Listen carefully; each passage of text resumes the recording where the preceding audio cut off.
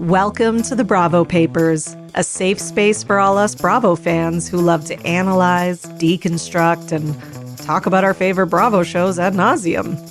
So join me, Bravo and Botox, and we'll catch up on all the Bravo news and read way too much into our favorite shows and Bravo celebrities. Hello, everyone, and welcome to another episode of the Bravo Papers, Bravo Weekly News. I'm late. I know I'm late. It was, a week. It was one of those weeks, and I just couldn't do it. My daughter got sick, and it was like usually when she gets sick, I have to find out via a fever, right? Or just I can... symptoms I can see. In this case, she actually told me that her throat was hurting, and that means it's serious because she never tells me because she thinks it's going to mean she has to take medicine, and she hates to take medicine. And yes, I've tried all the flavors, banana, grape, whatever, berry, bubble gum. I've done it all. Chewables, liquid, everything. So it was one of those weeks. Anyway, so here I am on Saturday, May the 4th. So my apologies to you. I know it's a strange thing maybe to release a podcast on a Saturday evening, but this was the soonest I could get it out to you. And listen, better late than never. So before we start, please rate, review, and subscribe. Nice reviews, please. It means the world to me, helps me grow the show. And if you're on Instagram, share. However, I'm having some issues with Canva. So I don't know if I'm going to have a post up for this episode on my Instagram. I'm going to try to get it together, but I'm just having trouble getting back into my account where I have all my designs and stuff saved. So it's very annoying. I'm still able to do, I logged in under a different account just so I could still do my Twitter roundups. But even those I'm behind on because, I'm trying to download the animated posts, like the ones that have GIFs or little videos, and it just kept crashing and crashing. But I think I figured it out. So my apologies, because I'm also now behind on my Twitter roundups because of that. So I just was able to finish the Summer House Martha's Vineyard one today. The Valley and Summer House are coming. Okay. And my God, do I have a lot of opinions on this week's Summer House. Oh God, I think it's going to be a multi-part roundup. We'll just say that. If you're interested in more of my thoughts on Summer House, I am recapping the Summer House after show on my Patreon. It's patreon.com/Bravo and Botox. It's a monthly, I charge monthly, so it's not like by episode.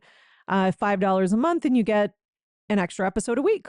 And usually I go over, right now, since the Valley and Vanderpump Rules are on, I go over thoughts on the Valley, Vanderpump Rules, and, not just what's going on the show, but maybe stuff that they're saying online, and it's not repetitive of what I say on these news episodes. It'll be other stuff. And then I'll also do the after show recap. And then once, the Housewives shows start, whatever topics may fall into my lap, I'll go over.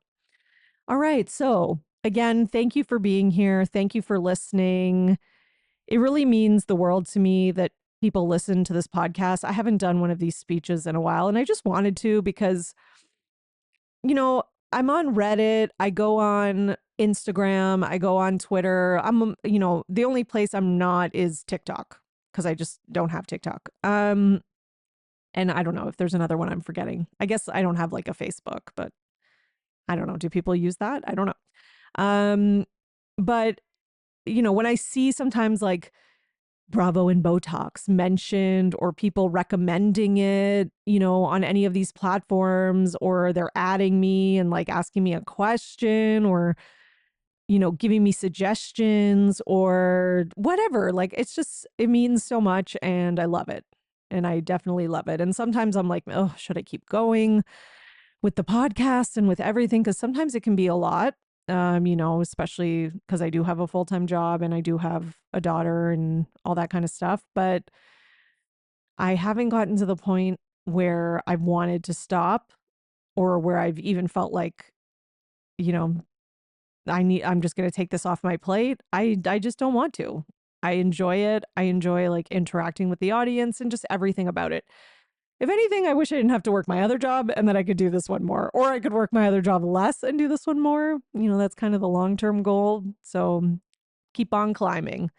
All right. So let's get into what you're actually here for, which is the news. We're going to start with Vanderpump Rules, obviously, because there's so much happening with this show. And listen, we are in the Great Housewives drought of 2024, as Twitter is calling it.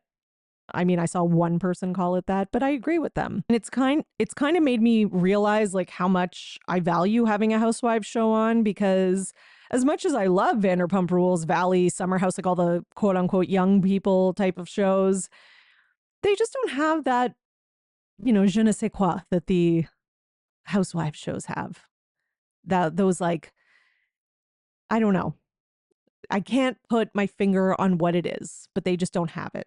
And I'm glad New Jersey's coming back, but New Jersey can also be kind of stressful, but we'll get into that later.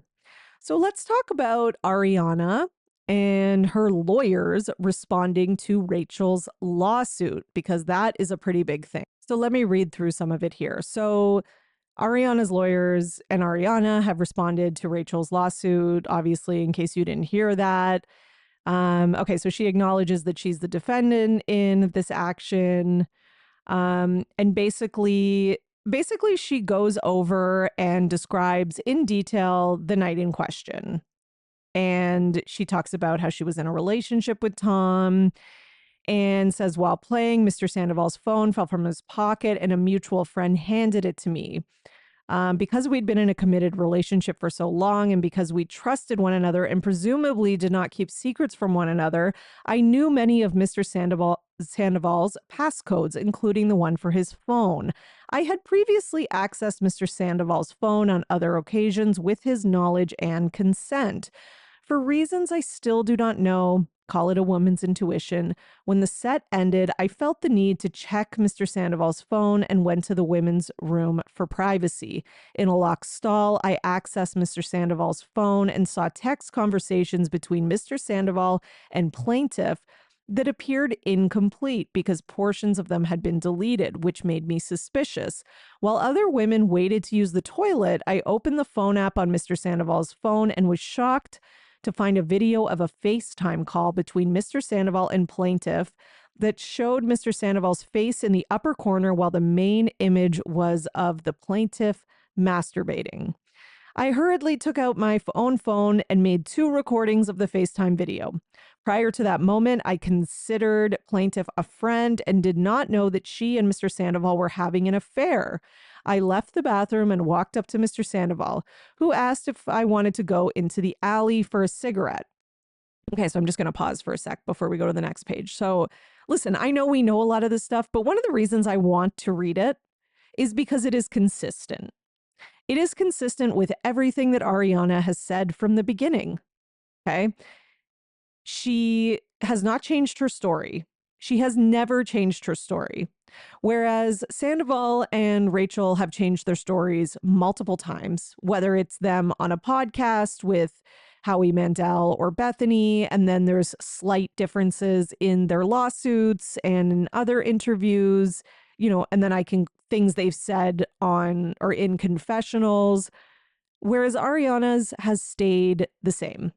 Okay, so that's just one thing that I think is important. There was nothing I read in here that I had not heard from Ariana, nor were there any new or stark differences between, what she says in this reply, lawsuit, whatever, back to Rachel. Okay. The other thing is that she says, where was I? Oh yeah, she says that it was a FaceTime call. So that does support, Rachel's claims against Sandoval, because Sandoval was trying to say it was like I don't know. He was trying to say it was something else. Like he was trying to say it was a video that was sent to him and that he saved it, which, sorry, Tom, but no. Okay, so Ariana says, in the alley, I confronted Mr. Sandoval, Mr. Sandoval, not Vol, sorry, Vol is what I mean, about his affair with plaintiff. Concerned that people might overhear us, Mr. Sandoval tried to move me away from the club. Of course, he was still like trying to save this, right? He never wanted to be the villain guy that was having this affair. Like this is not, he wanted the clean breakup and to still be like a fan favorite. That was what he wanted. We all know that. Around the same time, so as Sandoval was moving her away from the club, or around that time, she sent the videos that she recorded to herself. Oh, wait, I sent the video I recorded to plaintiff, along with a text message, "You're dead to me." A true and correct copy of a screenshot of that message is attached here too as Exhibit 1. So she attached in the exhibit her text to Rachel saying, "You're dead to me," and it shows that she texted Rachel the video. Okay. I did not send the videos to anyone else, nor did I share, display, or show the videos to anyone else. To be clear, I only saw the video of plaintiff masturbating in places secluded from others, i.e., alone in the bathroom stall and in the alley with Mr. Sandoval. Okay, I think that is important to say. A heated argument ensued between me and Mr. Sandoval forcibly grabbed my phone from my hands, causing my credit cards and driver's licenses to fall to the pavement. I quickly grabbed my cards off the pavement and chased after Mr. Sandoval, who had further distanced himself from the club. By the time I caught up to him, Mr. Sandoval had deleted from my phone the videos I had recorded of the FaceTime video. Mr. Sandoval also deleted the videos from the recently deleted folder on my phone. Of course he would do this. This makes complete sense because Sandoval doesn't want Ariana to have proof because he is such a narcissist and he still thinks he can wiggle his way out of this. And he also still thinks that he can lie his way out of this. But if she has evidence, he can't, right? So he's going to delete it, of course. Okay, so Mr. Sandoval also deleted the videos from recently deleted folder. Minutes later, I texted one of my friends, Logan Cochran, about what had happened, stating I called her plaintiff after finding out and texting her the videos of herself from Tom's phone that I took. Tom took my phone and deleted them. I chased him all the way down San Vicente. True and correct copies of screenshots I took of those messages are attached here too as Exhibit 2. So yeah, we heard about this, how she had sent these before when Rachel sent the cease and desist. So like Ariana had already offered up her phone and offered up all this stuff in the past. So I wouldn't be surprised too if she obviously kept copies of all this, and because you never know, right? Especially after she's sending out a cease and desist. So after, and I know this is before that she, saved the screenshots or whatever, but she just had it. So after learning about the affair, I began informing my family and other close friends about plaintiff's affair with Mr. Sandoval, including how I learned about it by discovering the text and the FaceTime video on Mr. Sandoval's phone. Okay. And then she says, I declare under penalty of perjury, etc., that this is all true and correct. Okay. Then there are copies of the texts because those had to be put into the motion. So we mostly know, we know this, but we see the "you're dead to me." Ariana, I don't know what to say right now besides I really fucked up and I'm so sorry. Shut the fuck up, you fucking rat. Okay. And then Levis's lawyer has responded and says the only thing more laughable than Ariana's motion is her fairy tale account of how she discovered the relationship from Tom's phone. Okay. I don't know why it's a fairy tale account. Rachel was not there. She wasn't there. No one who is close to Rachel or who is in Rachel's quote unquote camp was there either. So it's she keeps kind of making these claims that this isn't how Ariana found out about the affair and this isn't true. Ariana has maintained this story from the beginning. There is also video footage of Ariana from the show that night. And I believe that there's video footage that somebody took and she's holding his phone in it, if I remember correctly. There's also the fact that that same night is the night where Rachel says that allegedly Sheena punched her after finding this out and getting the text or whatever it was from Ariana. And Sheena and Raquel were together after Watch What Happens Live. And this was all the same night. So, like, the facts, it all lines up and makes sense with Ariana's version. And again, it's consistent. The consistent stories that make the most sense logically are usually the true ones. So, like, I don't care how much of an ego, this lawyer has. And I understand he's doing his job, but this fairy tale account, like, get out of here. Meanwhile, we look forwarding to cross-examining, blah, blah, blah. We have irrefutable evidence that the videos were distributed.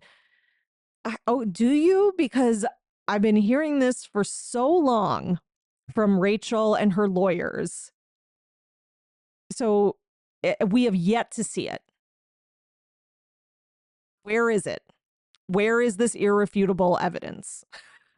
And Ariana has literally offered up her phone for forensic analysis. So if there was irrefutable evidence, then why has she been so cooperative? I mean, I guess there could be, she's being cooperative so she doesn't look guilty if we want to go into, conspiracy theories, but I just don't see that. Okay. So that's that. A little bit of a dud in terms of, Raquel. Listen, Raquel's mad. She's mad because she can't take the loss. She ended up being the villain and she didn't get to be the star of the show. And, I could go on for another 17 hours about all her sort of salty feelings from this. Again, does she have the right to sue Tom Sandoval? 100%. 1,000 gajillion %. And I hope he gets some sort of punishment for this. I hope he has to pay. I hope he gets some sort of legal action or justice of some kind because he recorded it and he shouldn't have done that. And it's illegal. And if Ariana did this mistakenly, distributing revenge porn or whatever it is, if she technically did that, by sending the video to Raquel herself, then I don't know, maybe she has to pay a fine. I don't know. But either way, Raquel, she's just trying to punish Ariana. She has some level of hatred for this woman. It's like a combination of envy, jealousy, but also hatred. It's like she wants to be her, but she also hates her. I don't know. It's a weird thing. Listen, I am obviously on Ariana's side in this scenario. And, I do think that Ariana could not have shared it with anyone because Sandoval clearly deleted it from her phone within minutes of Ariana confronting him. And that is the most important thing. Okay. And this is stated in writing, right? Literally 33 minutes after she sent the video to Raquel, she states in writing to her friend that it was deleted by Tom. And if it didn't make sense for some reason in some alternate universe as to why, Tom would delete it, that'd be one thing, but it does make sense. It makes complete sense why he would delete it. So that's why I'm just like, girl, bye. Okay. So some other Vanderpump Rules news that has come to my attention this week. Let's start with, there's been some podcast stuff that's been going on that's kind of like, got some interesting tidbits in it. So Sheena, on her podcast Shenanigans, says that people just don't understand that she was just doing what she had to do when she had conversations with Sandoval on the show. So I guess she's trying to say maybe what production was requiring her to do. She also says, it hurt watching the show back and seeing the faces of that Ariana and Katie made towards her. I don't know what she's talking about because I watched the show and I see the faces. I know exactly what faces she's talking about. But here's the thing. Ariana and Katie have made those faces to Sheena's face. Like, the first one is when they're on the FaceTime with Sheena and she's calling them about, and she makes the comment of like, I can't keep hating him for you. She's literally on a FaceTime with them. So, and they do make faces, but like you saw it, it wasn't behind your back. Unless you just really weren't, unless you're just looking at yourself in the FaceTime screen, which I could see Sheena doing, but that's her own fault. So the other thing is that they're making faces when she's talking to Lala in that group scene from last week's episode where they're talking about, how Sandoval apologized and they said that they miss each other or whatever the hell that was. Again, she was right. Yes, were they making faces? Yes, but like Ariana was sitting right there in front of you. It wasn't behind your back. Like, it's like Sheena is the one who has been making snide comments and little like jabs behind people's back, especially Ariana. So sorry, I'm not feeling much sympathy for you, especially when she basically just admitted in this podcast interview or clip, whatever, she basically just admitted that, she did what she had to do. So she admitted that she's selling out her friend and her loyalty to her friend to be a producer puppet. Okay, that's what you said. Sheena also said the things that she is saying in front of Ariana on the show are things that she wouldn't normally say in front of her, but she does because that's her job. Okay, so I guess there's two ways that I'm interpreting this. Either she's being extremely honest to like a hurtful point because she feels like she has to when it comes to Ariana, or I guess the other thing, okay, sorry, let me kind of finish that thought up. Like she's sort of trying to say that, I'm being kind of brutally honest with my friend, even though some of the things that I'm saying might hurt her, because that's sort of our job on the show, is to kind of like confront people with things that you might not normally confront them with. So that's one possibility. The other possibility is that she's saying things that I guess producers are sort of pushing her to say, even though she doesn't really want to say them. Either way, it kind of reads like Sheena doesn't have much of a spine. And like, I think your job on this show is, yes, to maybe talk about things with your friends that you'd normally maybe just sweep under the rug and all that. That I agree with. Yes. Because there's times on these shows where it's like, they get into a conflict about something stupid, and in real life, maybe it would have been something you just let go of, and inside it annoys you about your friend. But since you're on TV, you got to bring it up. That I can get.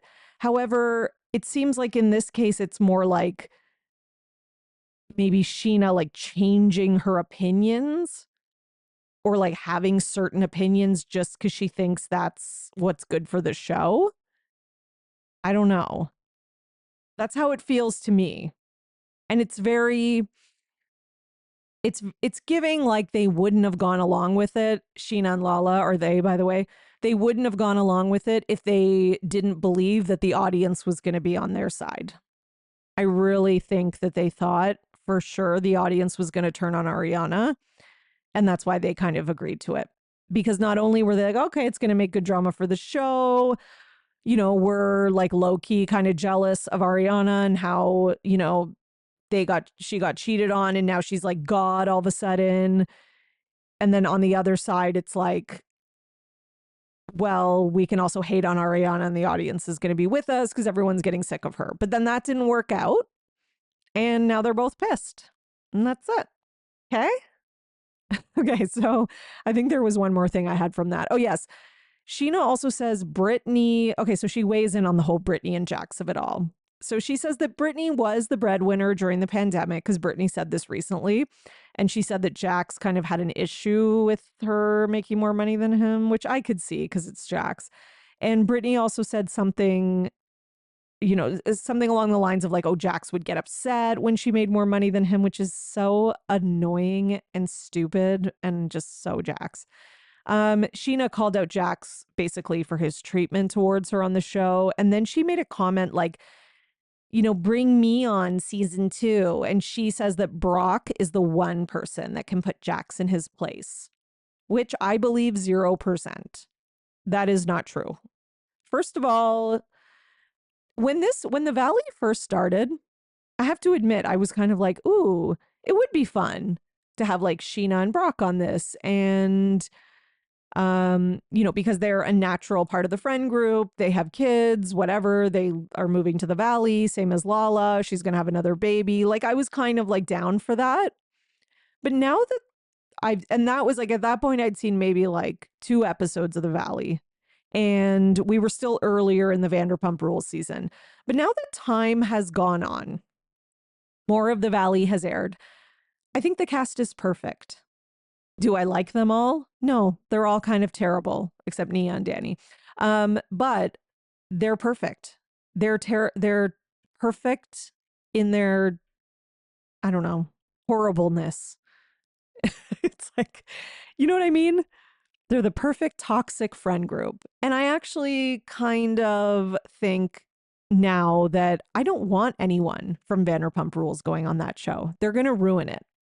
They're going to bring the inauthentic sort of like, I don't know, trying to do what they think the audience might want instead of like just being themselves and being natural and etc. And they're going to ruin it. Like I don't want them on the show. I think it'll ruin it. I think we have a good cast. They have good chemistry. They have like, authentic, messy issues. And I don't want to bring the rest of these people in. Also, do I believe Brock is going to be the one to stand up to Jax? No, he's going to come in and be Jax's little like bestie. Like, hey, bro, like he's going to be like that. Just like he is with Sandoval. We thought he was going to help us hate on Sandoval. He was pretending like he was going to be. And is he? No. So get out of here, Sheena. Okay.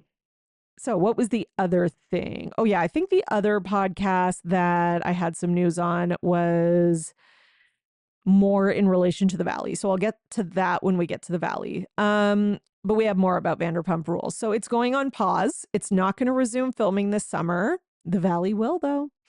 Yay. And listen, it's because the Valley's doing well. The Valley's good. It doesn't need a pause. The cast doesn't need a break. I'm sure Lala and Sheena are pissed. Let's be honest, especially Lala. Lala always gets kind of screwed out of storylines. Like the first time she had a baby, it was like pandemic. And then it was still kind of like,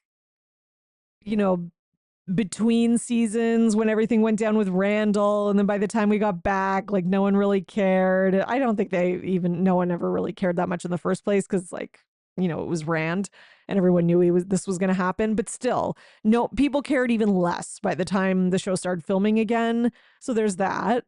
And then now she is having a baby, with a sperm donor and all that. And she's like going to have another kid on her own. And there's all this aspect to it. And none of it is going to be filmed. None of it's going to be filmed. Sorry. I'm sorry. Like I have to laugh because it's kind of her karma in this case. Because she's being really annoying about all this. Not about her baby. She's being annoying about Ariana and just the fans and this season. Like she's just, it didn't work out for her and she's having a little temper tantrum. Okay. Do I think it's probably better for her though, like mentally, physically, to not be on film and not have to deal with like the audience and reactions and all that kind of stuff, while she's pregnant and all that? Yes, it's probably better. Okay. And I think the audience needs a little bit of a break because Vanderpump Rules has been a lot. Like I know they were like desperate to get this next season out because they wanted to keep riding the Sandoval wave. They totally played it wrong. It blew up in their face. But, that being said, we all just kind of need a break from it. And there's potential, I think, if the cast does have a rest. And I think they need it. I think it was really a smart move. But again, I think Lala and Sheena are going to be pissed, which is why Sheena's like, put me on the Valley. Put me on season 2 of the Valley. Brock is the only one who can stand up to Jax. No, I don't think so. Have you seen Kristen Doty? I think she can stand up to Jax pretty good. Okay, so where was I? Watch What Happens Live. So Ariana and Katie were on Watch What Happens Live, and I loved it. It was a great episode. And just a few tidbits from that. They said that they think Sheena is a better friend to Sandoval than to Ariana. Okay, agreed. I'm sure Sheena's not going to like that. But anyways, they also said, okay, so everybody on Twitter was like, Andy scolded Ariana for not watching the whole season before the reunion. Then I watched it and I was like, oh, I got to see this. And I was like, he does not scold her. I'm sorry. He was just like, shouldn't you watch the season before the like he said it with like a smile on his face. And listen, I'm not like an Andy apologist. And he sometimes can be rude and out of line with guests. I didn't think he was with this. And she was like, I was on Broadway. Like I was trying to stay focused. And like, I thought he was pretty understanding of that. But a lot of people were mad about that. I didn't see it as scolding. I just saw it as kind of a sarcastic, like, aren't you supposed to watch it before you do the reunion? Like I saw it as kind of like a teasing joke. But anyways, I guess it's up to interpretation. But Ariana also said in the Watch What Happens Live interview that she was surprised by a lot of the things that Sheena has said, like the backup dancer comment, for example, and that she is catching up on it. And then when asked who profited the most off of Scandoval next to Ariana, they both agreed Lala, which is funny because Lala seems to be the one that's like, well, her and Sheena, but she seems to be the one, sorry, that's, why is Ariana getting this, that, the other, da-da-da. You're getting a lot too, Lala. And in case you feel like sitting through, 27 minutes of torture or whatever it is, Jax and Sandoval will be on an upcoming episode of Watch What Happens Live. God help us. Listen, I don't want to watch it because I don't want to give them the ratings. There's going to be clips all over the internet after, which I will be watching every single one of those. I'm probably going to watch it like a couple days after it airs, on Hey You or whatever, because, I do this. But let's not give them the ratings or give it to them. Who cares, actually? We're giving the shows the ratings. What the hell does it matter? Okay, so I don't know how many people are going to be able to stomach them. I'm sure there'll be some entertaining moments. I think mostly from Jax. I think Sandoval's just going to be annoying.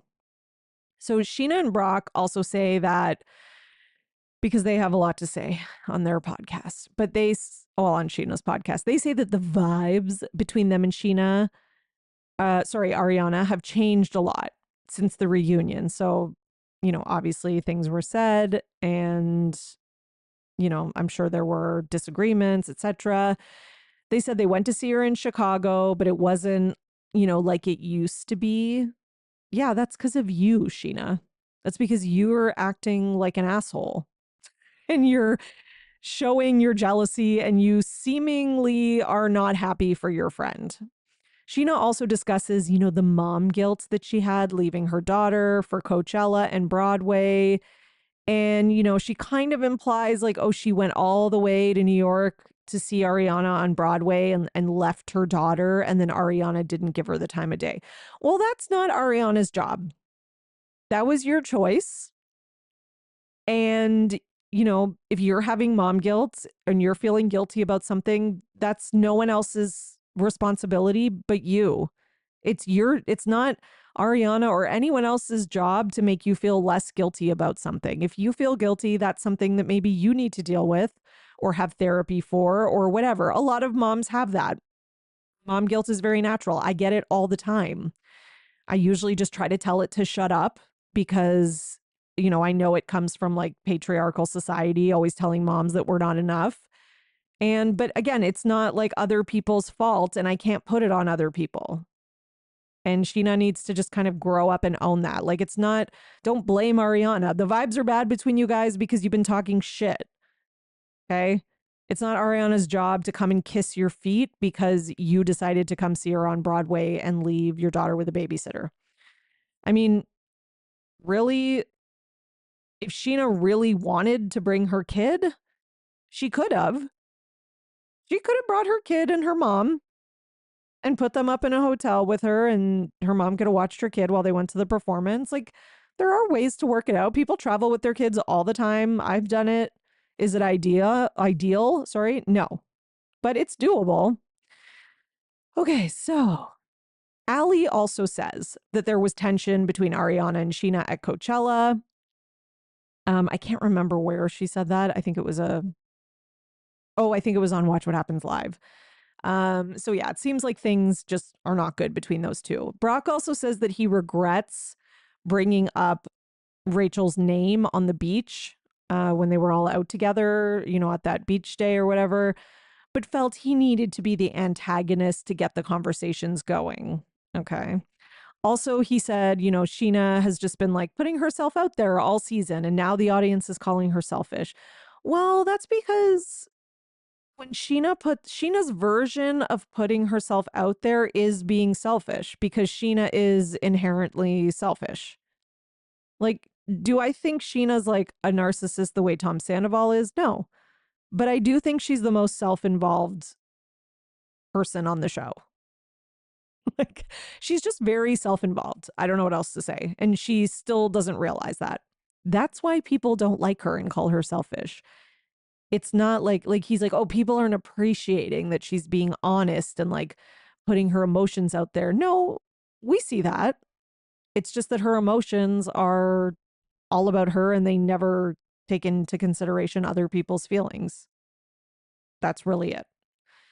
And if she is taking into consideration someone's feelings, it's like the worst person, like Sandoval. It's a man who she's making excuses for. So yeah, she's going to get criticized for that.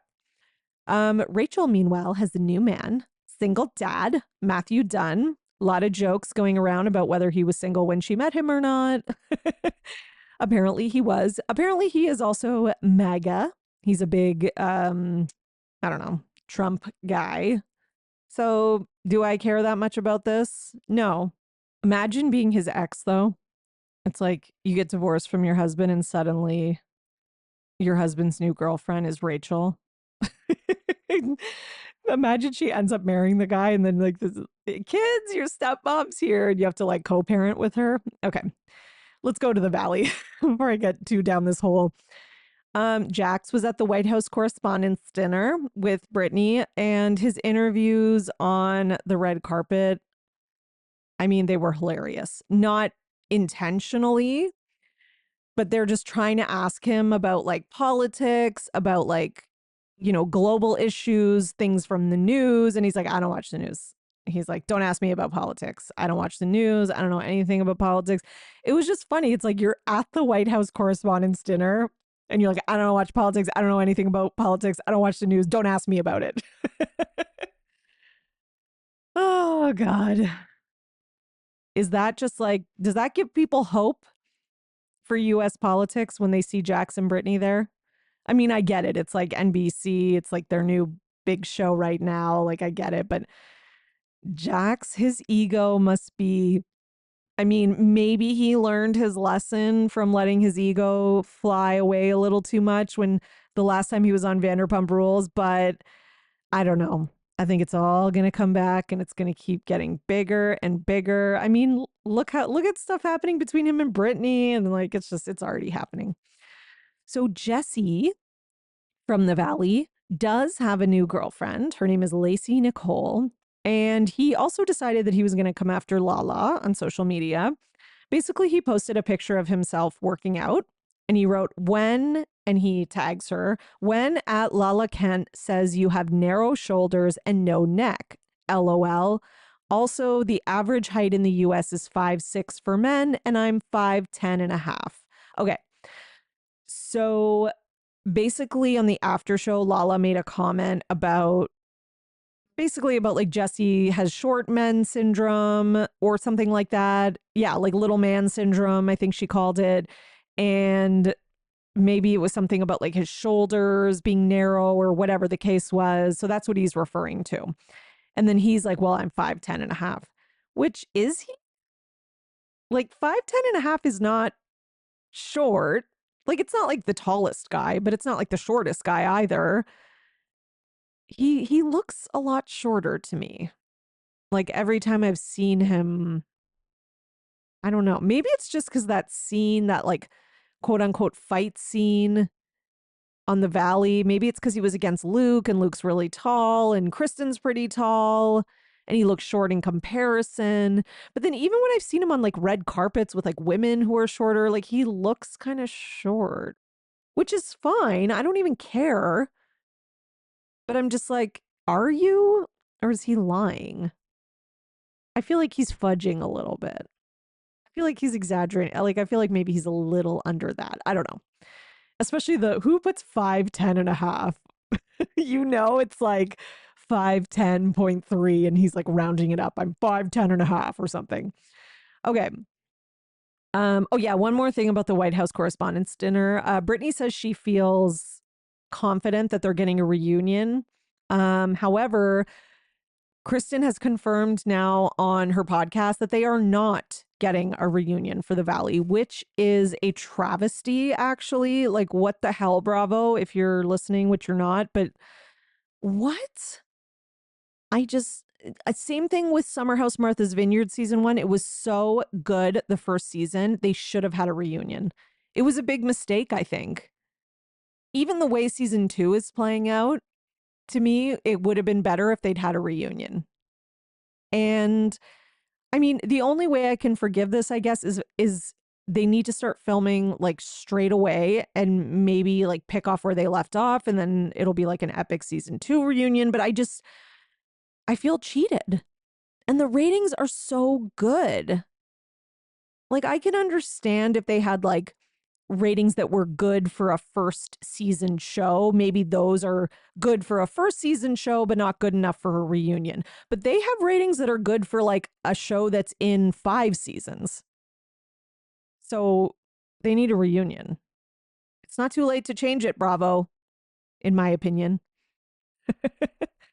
Okay, so Zach was on Brittany's podcast when reality hits and says the producers were interviewing the Valley cast for apparently 2 years before they started filming. Zach, which kind of makes sense because not Zach, but Jax was always kind of like making little implications about like coming back or something. Zach says he and Kristen did a lot of interviews together because he actually was prepared to donate his sperm to Kristen if she wanted a baby. Which, I mean, that's really nice of him. And that's a big thing to do for someone. Especially because, like, you're going to know it's your kid and you're going to be watching your friend raise it. Or maybe they were going to raise it together. I don't know. But Brittany says Zach was going to be Kristen's, like, quote unquote baby daddy. But then she met Luke was basically what happened. So that was one tidbit. The other was that Brittany confirmed that Katie did reach out to her after she announced that she was separating from Jax, which makes sense because Katie mentioned on the after show Vanderpump Rules that she was upset when Brittany did not reach out to her when she got divorced from Schwartz. And I did see that on the Watch What Happens Live episode with Katie and Ariana, that Katie mentions that she did reach out to Brittany because she knows what it feels like to get divorced. So I feel like it was a little bit of a dig. Like, even though you pissed me off, I'm still going to text you about your divorce because that's what friends do, Brittany. I could see that. Brittany says it meant a lot to her because she loves Katie. She said she did respond to Katie's message, but hasn't gotten a reply. And she hopes that this could be the start of them kind of like talking and coming back together. I hope so too.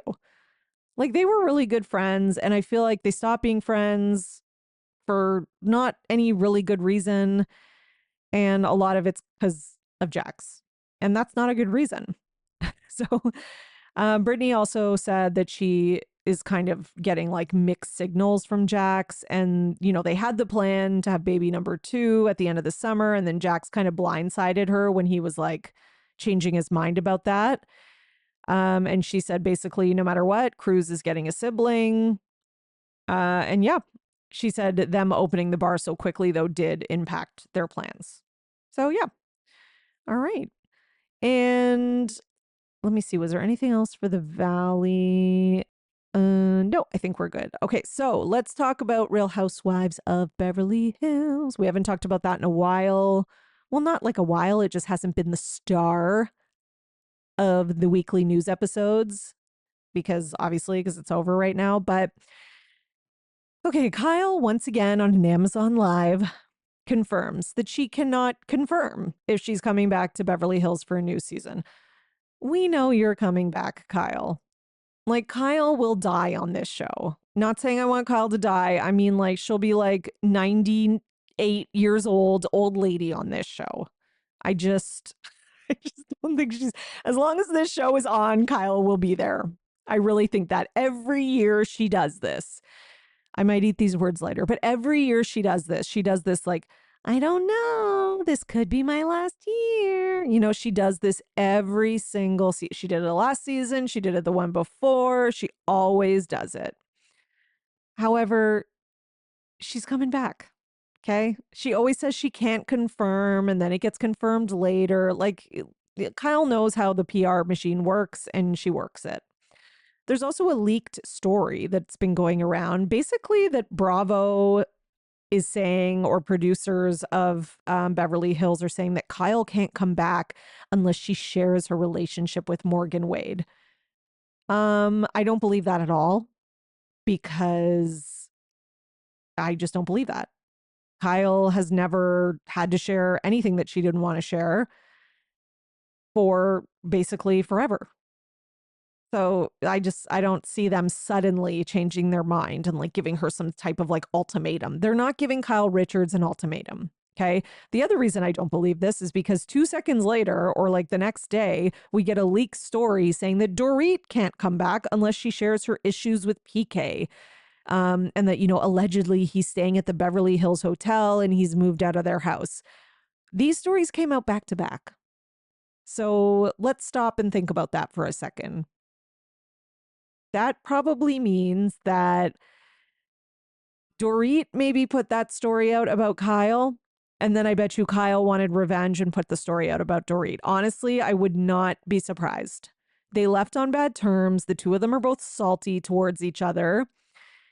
And, you know, I could see Dorit leaking that story or just like giving it to Daily Mail or whoever it went to and being like, oh, this is what's happening. Kyle won't share her relationship. So why do I have to share mine or vice versa or whatever? Okay. Now, the other option is that, I don't know, maybe like Bravo put it out because they're trying to like push them to share this stuff while they're filming. There's that. I don't know. But either way, I don't think that these are fact. Like maybe there's a little bit of truth to them, especially the Dorit one, but I'm not believing these like at face value. So apparently, so a source has responded though to the Dorit one and says that PK has not moved out and that they're happy. No one believes that. I don't think. At least I don't. Meanwhile, Mauricio purchases a luxury condo and has moved out of the family home. He bought a condo in a building where Matt Damon also has a unit, an $8.6 million unit. So these are nice condos. Let's, you know, believe you me. Does anyone really care about this? I don't know because it was on social media. I saw the story floating around, but it was getting hardly any attention and no one seems to care. And once again, it's because Kyle, like she did with this entire storyline, I know it's not a storyline, it's her real divorce, but you know what I mean? She wanted it to be this big thing. She just handled it so poorly. And now it's at the point that we've been so oversaturated with it that it's like no one even cares. Okay. Apparently, and this source also says that divorce is not something that Kyle and Mauricio are considering because it's just too messy financially and Kyle has a huge stake in the agency. It makes sense. Like I could see that they're just going to be not together, but technically married. I could see that. Also in relation to Kyle, her oldest daughter, Farah, was burglarized. Everyone is okay, but had $1 million worth of jewelry stolen. Ooh, so a lot and crazy. I can't even imagine having $1 million worth of jewelry, but anyways. but we are glad that she and anyone else who resides in the home is okay. Obviously, the most important thing, and I would assume the jewelry is insured. Another last little tidbit about Beverly Hills is that Kyle has removed Umansky from her Instagram, and she is now just Kyle Richards. Again, I saw the story floating around for like a couple hours, and it's like people are over it. So there's that. In Real Housewives of Potomac news, Kiarna Stewart has allegedly snagged a last minute RHOP contract. So we know her because she came on as a friend of in this most recent season. And she was the one who was hurt in the fight with what's her name? Deborah, the one who Candace calls Sesame Street.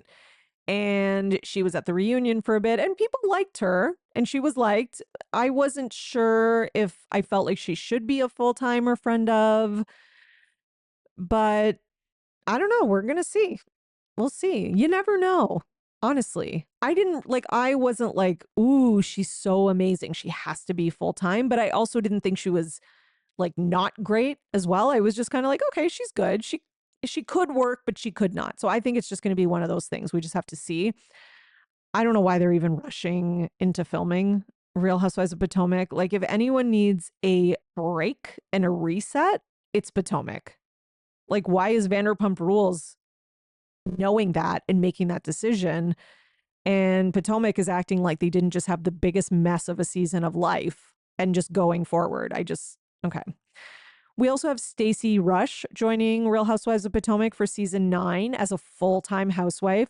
Remember, casting rumors you got to take them with a grain of salt because sometimes we hear things and then stuff happens during filming and somebody could get demoted and things can change. But she is a morning host, a self-proclaimed shopaholic, which whatever. I feel like a lot of the housewives call themselves that. She's a health and wellness queen.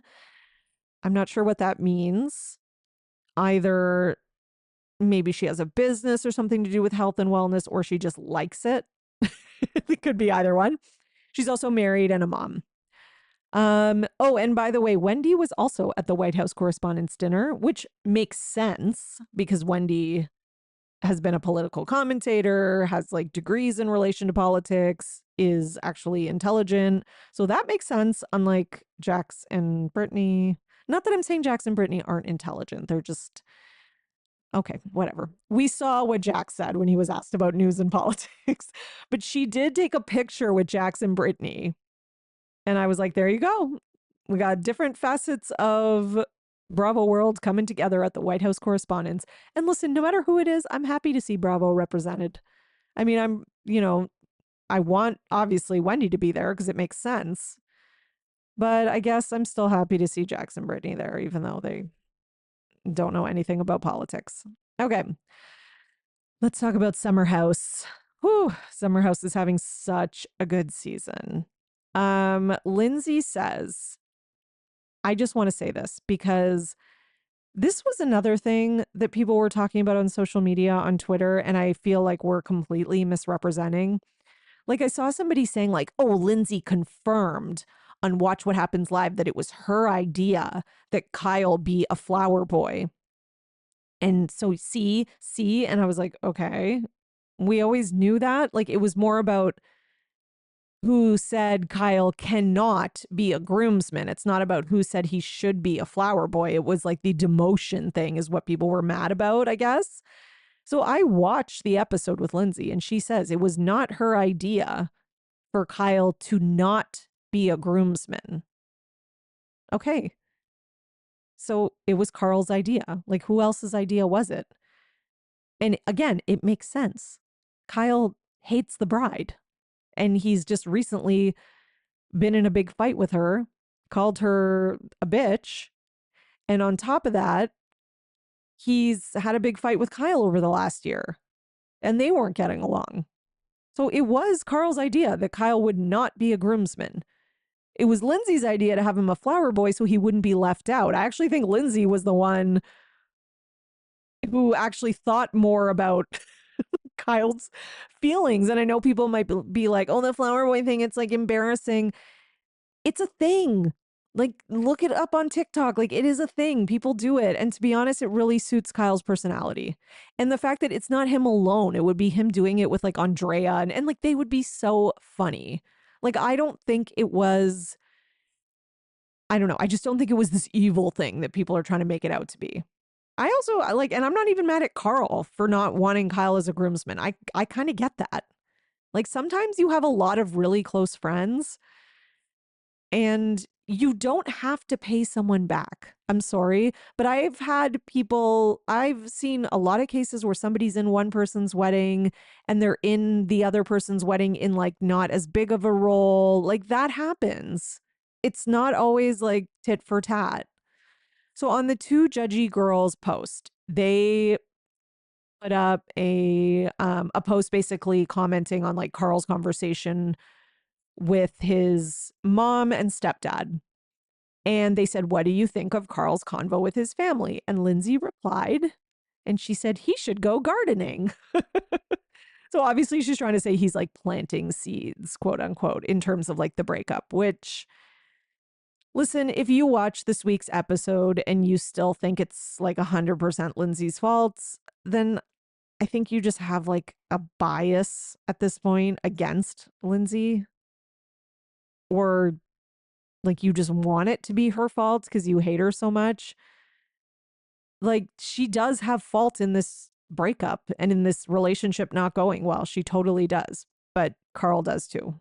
Like, you cannot watch this week's episode and not see somebody who is not being fully honest, straightforward, and, you know, dealing with the situation the way that it should be dealt with. And yeah, so just like trying to be objective. Me trying to be objective is what I mean. Okay. Okay, let's go on to Real Housewives of Miami. So Alexia opens up about her divorce from Todd. She says basically, okay, so she did like, her podcast with Marisol and she talks about it and you can really tell that she was really blindsided. Like, it's really sad. She doesn't like, you can tell she did not see this coming. I really felt bad for her. Like, this is not like fake Sandoval type of tears. Like, this woman is hurt. Like, she is really hurt. And no matter how you feel about her, you'll feel bad if you watch it, if you have a heart. She opens up about the divorce and she said, like, it's been shocking. I cry a lot. She's blindsided. She really thought that things were okay. She implies that maybe there's still a chance for them to fix things. She still loves him. Like, oh, it was really heartbreaking. They haven't even been married that long. Like, listen, I want her to be happy. I don't think it's going to be with this guy. I've always gotten weird vibes from Todd. Like, I didn't think he was like the worst, like, Real Housewives husband we've seen, because obviously there's a lot of really bad ones out there. But you could just tell last season something was off. And I just feel like he was kind of distancing himself from her and not maybe being honest about it, which is just not cool, especially when you're married. Okay, so in Salt Lake City news, Monica Garcia has sadly suffered a miscarriage. And so she did share with all of us her pregnancy on social media, and she did share this as well, basically saying that she promised she would be open and that she had kind of made a promise to herself that when she started the reality TV journey, she was going to be honest with the audience and share her life. So she did share it, that she went to a sonogram or update, sorry, and was told that there was no heartbeat. So we are very sad for Monica and send her our love and thoughts. Next, we have a little bit of news about Whitney. And we haven't had a lot of Salt Lake City news, but, the season is filming. So things are it's coming to an end of filming. So things are sort of stirring up. Allegedly, Whitney is filing for divorce from her husband, Justin, and did mention or floated the idea, I guess, in some kind of like implied way while they were filming on camera, but has generally been, quote unquote, playing coy about it. But apparently, Meredith Marks brought it up on camera and Whitney is furious. So that is the tea. I don't know if it's true. This is not verified tea, by the way. But I bring you all the gossip tea and facts. And, some of the gossip and tea are not always going to be facts. But we watch Bravo because we like gossip, right? Right. So last thing, reality reckoning. Brandi said in an interview that she's sad that Bravo hung her out to dry and go through all the stuff that she had to go through before they said something to vindicate her. So if you don't remember, Bravo basically said that they've reviewed the footage and they see that she was, I can't remember the word they used, if it was like offensive, rude, or something like that to Carolyn, but that it was not sexual assault. Listen, and then Brandi was kind of mad because like she felt like no one was talking about it and it wasn't getting a lot of press. And she was like, oh, I guess no one cares unless it's like something salacious. I don't think that was it. I think people didn't care because people didn't necessarily believe that. Like, of course, Bravo and executive producers at Bravo are going to say it wasn't sexual assault because they don't want that attached to their show. That looks very bad. That's bad press, all that kind of stuff, right? On the other side, I think a lot of people still don't, like, I think not on the other side, but I think people just don't trust it. Like, I think people still think this happened and people still want to wait until there's some type of evidence or whatever before they start saying like a victim is lying, because that's a big thing to say. And if you read Caroline's statement, it's quite detailed and it sounds pretty bad. So, and I'm in that camp too. Like, I'm reluctant to be like, oh, the victim just made the whole thing up. Like, I don't want to go there. And if they did, it will come out and and I will be sorry that Brandi has had to go through all this if none of it is true. But we just don't know yet. And a Bravo executive is going to be a biased person in this case. So, and listen, if it is all a lie and Caroline did lie about it all, Brandi should be pissed. And she should sue Bravo for a lot. She should sue them for all her emotional distress and all the money she could have made that she didn't make because they withheld, et cetera, et cetera. And she would, she would be right about that if that's the case. But again, we just don't know yet. So yeah. And as of now, I don't know why Caroline would make all this up. Like, that doesn't make sense. Here's the other thing. Even if she did make it all up, I can understand why people believe her because, it's not just like the believing victims things. It's also that Brandi has kind of a history of this sort of inappropriate behavior with people on camera while drunk. This is not the first time. Let's be real. Okay. So again, my apologies for the late episode, but thank you so much, everyone, for, your patience. Even if maybe you weren't patient, for just understanding and for listening and being a supporter and a listener. I appreciate you all so much. Thank you. And you are now in the know for everything Bravo. See you next time. Thanks for listening, everyone. Your support really means everything to me. And this show wouldn't be possible without you, the listeners. So please, if you enjoy the podcast, leave a 5-star rating and subscribe so you don't miss an episode. For more, you can join my Patreon, patreon.com/Bravo and And for $5 a month, you'll get 4 extra podcast episodes a month. You'll also get early releases of Bravo Paper episodes and more. Please also subscribe to my YouTube channel at The Bravo Papers and follow me on Twitter, Instagram, at Bravo and Botox and at The Bravo Papers. If you'd like to buy me a coffee, you can at buymeacoffee.com/Bravo and Botox. Send your love through some much needed caffeine. And any guest that was on today's episode will be in the show notes, all their social media and contact information. So thank you so much, everyone. Keep overanalyzing Bravo.